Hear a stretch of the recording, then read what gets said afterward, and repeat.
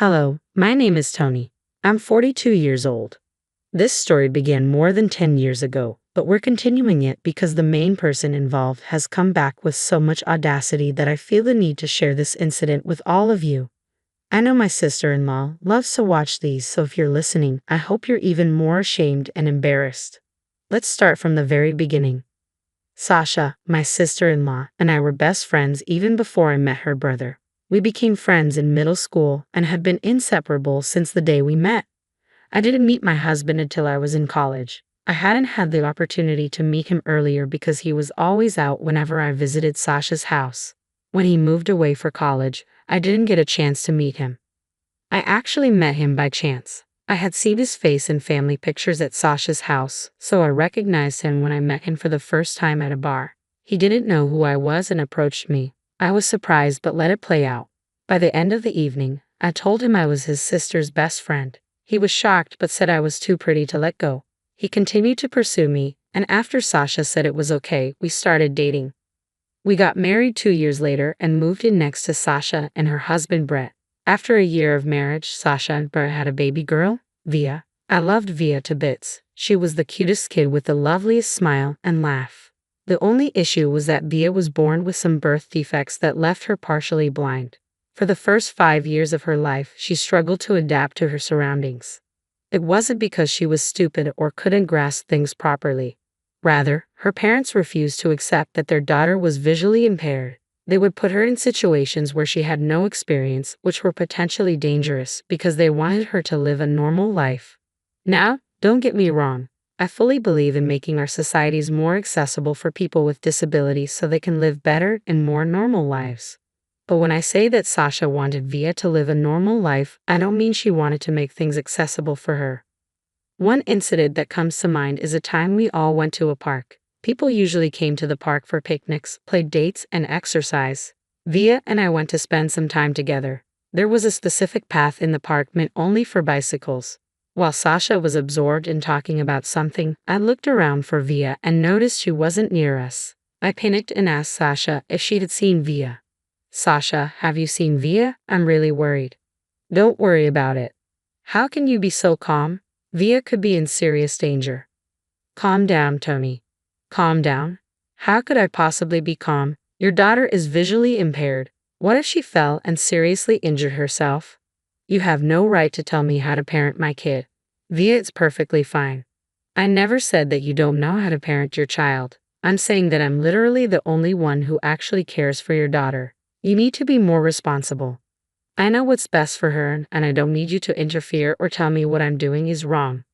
Why are you trying to fight me right now? She could be hurt right now. You need to take this seriously. I am her mother, not you. Back off and let me handle it my way." At that point, I was too panicked and angry to continue talking to Sasha. I started retracing our steps to find Vita. Sasha kept angrily calling me back and yelling that we weren't done talking. I ignored her. My heart was racing too fast to care about Sasha. I ended up finding Via. She was crying, trying to grasp something to help her navigate, calling out for her mom and me. I felt so relieved when I saw her. I called out to her, and her face immediately lit up. She giggled as she made her way over to me. I waited as I watched her waddle over, but she was walking really close to the cycle track.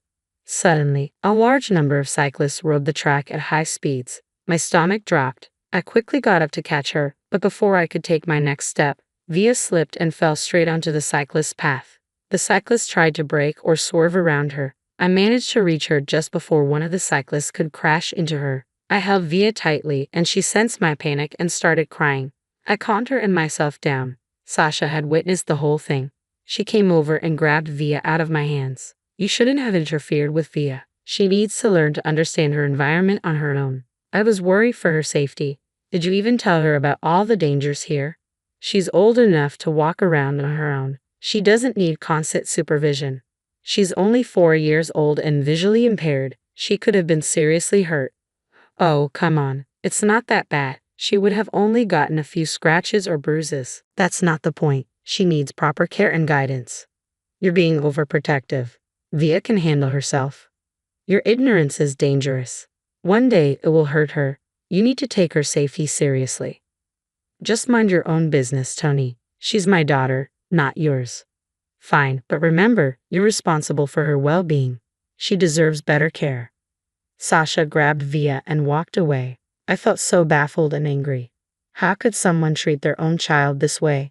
I wanted to protect Via and wanted Sasha to step up and be a good parent. I couldn't expect the same from her husband Brett because he was so absent from their lives, spending his entire day working. But thankfully, the universe heard my plea. It was heartbreaking the way it happened, but I was kind of glad that it did. After that incident, Sasha stopped talking to me much. I rarely got to see Via. Every time I tried, Sasha would make up some excuse and shut the door in my face. But after a year, one day Sasha and Brett showed up at my house with Via. I was surprised to see them and noticed the bags they held. Hi guys, are you going on a trip? Yes. It's supposed to be a couple's trip. We were wondering if you and Noah could take care of Via while we're away. Of course, we'll take care of her. But how long will you be gone? Forever. We've had enough of Via. What? She doesn't fit our idea of what our child should look like. We can't handle it anymore. Cruel and heartless. How can you do this? You can't just abandon your own child. We've made up our minds. Here, we've signed off our parental rights and these are her adoption papers. Take her. She's way too much of a burden. I won't let you treat her like this. She's not a burden. Oh, stop being so dramatic. Just take her if you care so much. I will take Via. You should be ashamed of yourselves. You're her parents, act like it. Before I could say anything else, Sasha and Brett walked away, got in their car, and drove off. I stood there shaking until Via tugged on my arm and asked how long her parents would be gone. Tears streamed down my face as I told her it would be years until she saw them again. Via started crying loudly, calling out for her parents. I hugged her tightly and let her cry in my arms for as long as she needed. When I finally brought her into the house, she asked if I would also send her away. My heart sank, and I wanted to cry, but I stayed strong. Via, you're going to stay with me and Uncle Noah from now on. Does that mean my mom will come back? I don't know, sweetheart. I can't say for sure. Okay, but you and Uncle Noah are more fun than my parents anyway. Oh, thank you, sweetie. We'll take good care of you and we'll always be here for you. Can we have more game nights and movie nights? Absolutely. We'll all have fun together. Yay, I love you, Aunt Tony. I love you too, Via. Always remember that. That evening, I told Noah about everything that had happened. He was furious with his sister and brother-in-law. He tried calling them, but his calls always went to voicemail. As the days passed, we slowly accepted our new reality. We were overjoyed to take care of Via. Even though she had been neglected, she was still very well behaved. It was a joy to watch her grow up.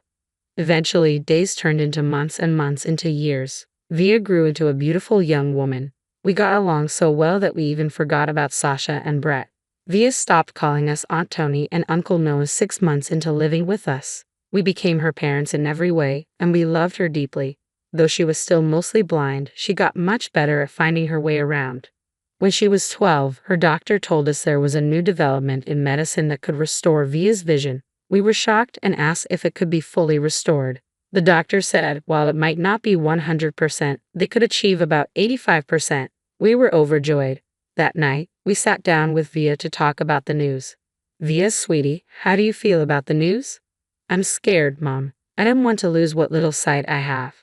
It's okay to be scared, but we'll make sure to find the best doctors to help you. Really, Dad? Do you promise it won't make me fully blind? We promise. We'll choose the best places with the highest success rates. You'll be safe. Okay, I want to do it, but I'm scared. It's natural to feel scared, but we'll be with you every step of the way. I know. I want to see what my real parents look like. The fact that the first people Via wanted to see after her surgery were me and Noah made us both tear up. We were blessed with an absolute angel in our lives. The surgery was scheduled for the next month, so we spent the days leading up to it together, having fun game nights and movie nights to distract us from the nervousness. Finally, the day of the surgery arrived, and it went successfully. It took Via 6 months to fully heal, but Noah and I stood by her every step of the way. During this time, we grew even closer as a family. The next few years were blissful. Via regained a good portion of her sight, and it was adorable to watch her look at everything with fascination. The best moment was when she finally got to see Noah and my faces clearly. She began crying and telling us that she loved us. We hugged her close and told her the same. Since then, she would take a good look at us every day and compliment us. She said it was her way of making up for years of only getting compliments and never being able to give any back. One day, our happy little bubble burst. Noah and I had taken the day off because Via was on summer vacation and was hanging out with her friends while we prepared lunch. We heard a loud banging on the door. My heart started pounding. Noah cautiously approached the door and opened it a little. His eyes widened and he quickly shut the door, turning to me with a pale face. I asked what was wrong, and he told me Sasha was outside. Before I could fully process what was happening, my body switched to autopilot. I threw open the door and saw Sasha standing there, looking apologetic. "Tony, can I come in? You were never invited back into our lives. What do you want?" "Please, I'm sorry for running when things got hard and dropping my burdens at your feet. I was young and stupid. I didn't know what to do, so I ran. You still haven't changed. Really, I don't know if you have, coming here, calling the child you abandoned a burden. I just wanted to meet my daughter. No drama, I promise. Via is no longer your daughter. You signed over your parental rights to me and Noah. She's still my daughter, no matter what you say." "No, she's not. You made that choice. Leave now. We don't need you here." Sasha's face paled and she stuttered, trying to come up with excuses. I didn't want to listen, so I moved to close the door, but Sasha stopped me. She then broke down and told us why she had come. "I came to see Via because I need to talk to her about something serious." "What could be so serious that you decided to show up after 12 years? Brett is really sick and needs stem cells. We want to try every possible DNA match, including Via." "I understand, but this is a lot for Via to take in. I'll talk to her and let you know her decision in 3 days." "Thank you, and I'm sorry for everything I did in the past. Apologies won't change what happened, but I'll make sure Via knows about your request." I was upset and enraged as Sasha had reached out only because she needed something, not because she cared about Via. I wanted to turn Sasha down on Via's behalf, but I knew that was wrong. So I patiently waited until Via got home. When she did, Noah and I sat her down. "What's wrong, guys? You look worried." "Well, your biological mother, Sasha, visited us today." "Why would she come here? What does she want?" "She wanted to talk to you about something serious. Your biological father, Brett, is sick and needs a stem cell donor. Sasha came to see if you could be a match." "Is Brett okay? Should I do it?" "We don't know his condition for sure, sweetie. It's your decision, and we'll support you no matter what you choose." "How long do I have to decide?" "You have 3 days to think about it." "Okay, I'll take some time to think it over." Via then said goodnight and locked herself in her room. Noah and I were very worried. We ate our dinner in silence and left some food by Via's door in case she wanted to eat. That night, as we settled into bed, Noah and I talked about our fears. "I'm really worried about Via. She seems so troubled after hearing about Brett's condition." "I know, it's a lot for her to process. I just hope she makes the right decision for herself." "Me too. I can't bear to see her go through more pain. We have to be there for her no matter what she decides. She needs our support." "You're right. We'll stand by her just like we always have. We'll give her some space to think, and when she's ready, she'll let us know her decision." The next 3 days passed painfully slowly. Via continued to stay in her room. The only sign she was alive was the food we left outside her door being eaten. It hurt us to see her struggling, but we knew she needed her own space and time to think. Finally, on the night of the 3rd day, she came down and sat with us for dinner. "Dear sweetheart, how are you feeling now?" "I'm okay. I just needed time to think, and I'm sorry for worrying you." "You don't have to apologize. We understand this is a big decision for you."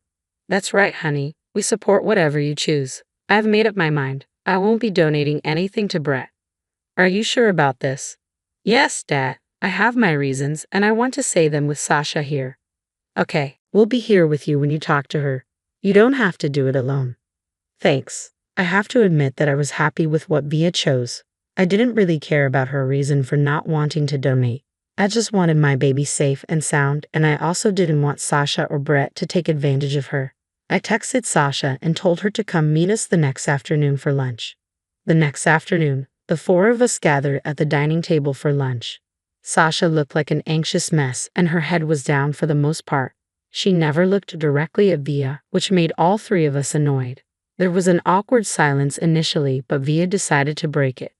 "Why won't you look at me, Sasha?" "Oh, do you know I'm not looking at you?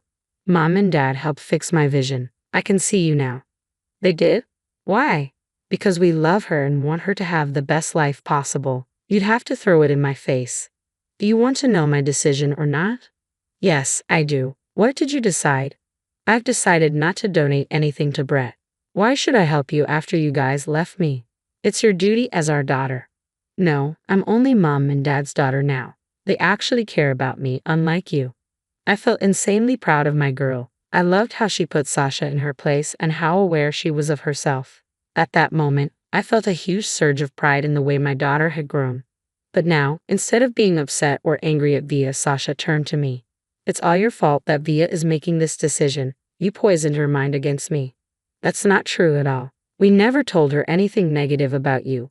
We only supported her and let her make her own choices. Via is old enough to decide for herself, and we'll stand by her no matter what.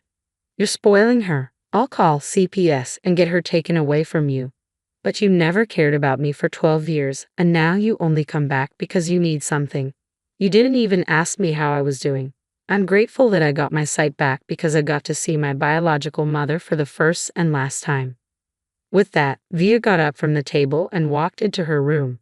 Sasha looked gobsmacked. No, and I calmly asked her to leave our house. Sasha tried to fight, but we didn't entertain her. No squared up to her and scared her away. We gave Via some time to cool down and collect herself after Sasha left. We then cautiously knocked on her door. When she let us in, we had a quick talk with her. Before we could even ask her how she was doing, she smiled big at us and told us not to worry. We knew she didn't want to really talk about it at the moment. So Noah suggested movie nights, and we enthusiastically made our way to the living room to spend the rest of the day binge-watching crappy movies. It's been a year since everything that happened. Via has healed and grown a lot more. We haven't brought up the incident with Via, but we know that she's okay, and that's all that matters. If there's only one thing I've been saying, it's that there's nothing better than loving and raising your child in the right way. And no matter what the consequences, always stand up for yourself.